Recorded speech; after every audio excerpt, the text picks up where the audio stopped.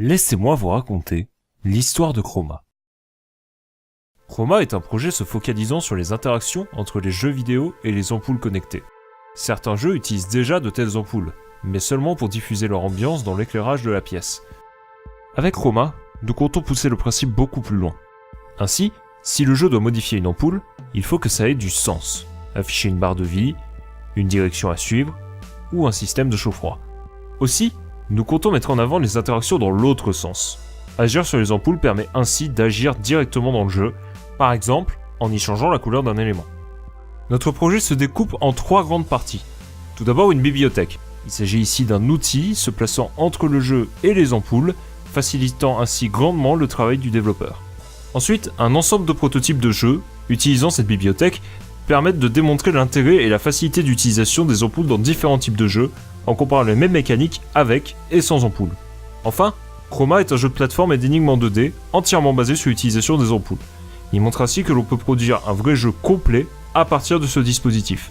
C'est ainsi que, autour de ces 3 axes, nous avons voulu développer plusieurs interactions différentes avec les ampoules. La première fut de pouvoir changer l'état d'un élément en jeu en changeant la couleur d'une ampoule. 2 prototypes furent développés sur ce principe, l'un nécessitant de changer la couleur d'un cube pour pouvoir ramasser les objets de même couleur, le but étant alors de ramasser tous les objets récoltables pour terminer le niveau, et l'autre faisant déplacer un personnage sur un parcours d'obstacles en fonction de la couleur choisie pour la lampe.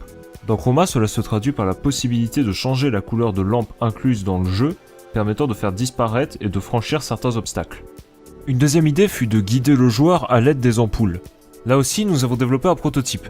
Le but ici est de déplacer un chariot sur la bonne voie afin de continuer à avancer dans le jeu, bonne voie qui est indiquée par les ampoules.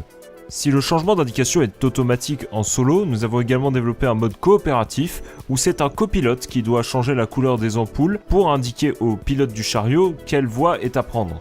Autant vous dire qu'il faut se faire confiance.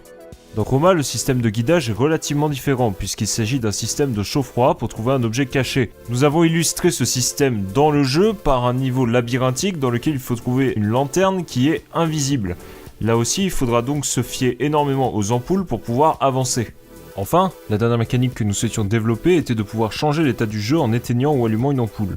Dans Chroma, son utilisation est très simple, on peut éteindre la lanterne pour ajouter un effet de discrétion au personnage, ce qui lui permet de passer au nez et à la barbe des ennemis. Le dernier prototype que nous avons développé, en revanche, s'axe sur un aspect beaucoup plus collaboratif.